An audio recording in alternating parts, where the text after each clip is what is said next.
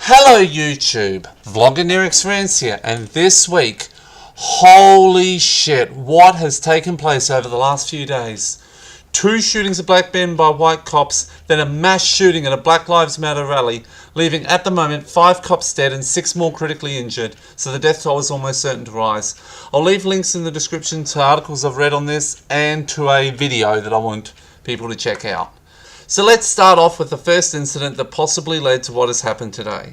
Firstly, there was a call to a convenience store at 12:35 AM on Tuesday after a tip-off about a man in a red shirt selling CDs who had just pointed a gun at someone. 2 police officers that arrive yell at a man named Sterling to get on the ground as they think he matches the description that was given, then pull him to the ground.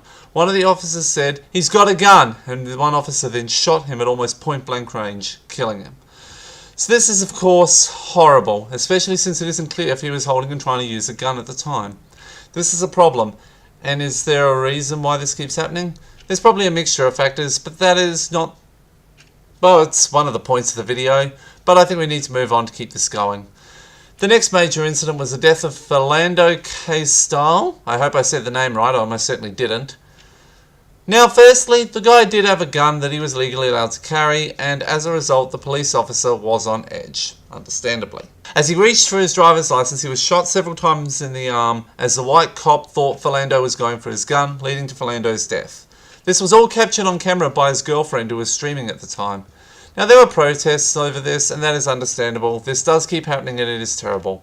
And here's where it gets probably even uglier, if anything. During a peaceful Black Lives Matter protest, one of many across the country, snipers, at least 3, opened fire on policemen. Some of the snipers in elevated positions. The gunfire hit 11 officers, killing 5 and critically wounding 6. 3 suspects have been arrested and a 4th killed himself after a long siege with police, with that 4th gunman also saying that he had apparently planted bombs around the city, and policemen have been sweeping the city to recover and dispose of any suspicious packages they find. Holy fucking shit. This is a massive escalation in tensions. And this has made me extremely glad that I live in Australia, because, and this is going to be very controversial, but the US is likely, I stress the word likely, headed for a race war. It's already bad enough in regards to the cops killing black men, using excessive force when arresting black men. What is possibly going to happen now that these cops have been shot and killed? The cops are going to get even more paranoid around black people, which will escalate the already horrendous relationship between blacks and cops. It is not good. There's already tension. This may have just overflowed the pot, so to speak. The rally was peaceful. It had just wound up. There had been past Black Lives Matter rallies that had been extremely violent, but nothing like a mass shooting of cops by a coordinated group of snipers. I say, though, that this mass shooting has really hurt Black Lives Matter, and they may not have even had anything to do with the shooters. What has the United States of America come to? Blacks have been oppressed in the past, and they are in some ways today. With no middle-class jobs, blacks are more likely to be living in poverty. The racist drug war instilled by the racist Ronald Reagan, wasting so much money and lives, and the police who are instructed by the higher-ups to patrol black neighbourhoods, and, at least according to the Amazing Atheist on a discussion with Secular Talk, link in the description, and I'll leave an annotation to where the quote is on the screen. When TJ's friend Galen had a very black car, an old Cadillac, one time they were driving around, the cops started following them, and they kept following them until they got to TJ's house, and the moment the TJ and Galen got out of the car, and the cops saw they were white, the cops left.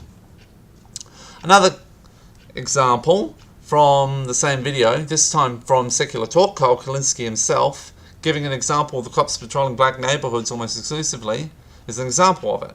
Again, I'll timestamp where you can find this quote, so you can check me. Kyle's personal experience is that in the northern area of where he lived, a higher income white area, when Kyle had parties there, several laws would be broken, weed smoked on the front lawn, all kinds of debauchery, huge fights, and the cops never patrolled the area. On the other hand, on the southern area was a minority area and lower income, and all the police were almost exclusively patrolling the south side. The cops roll up on one person who was smoking weed on the front porch and arrest him.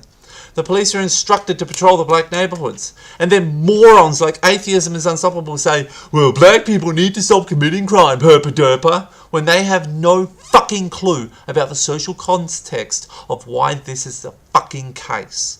So before I go, I just want to share something quickly. I went to a play quite some time ago called When the Rain Stopped Falling, and one of the things that was mentioned by one of the actors there was that the US empire collapsed in 2018.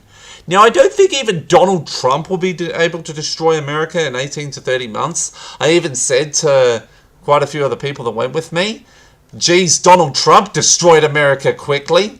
But a potential race war? Holy shit, that would be extremely bad for the US. And as I said earlier, I am extremely glad that I live in Australia.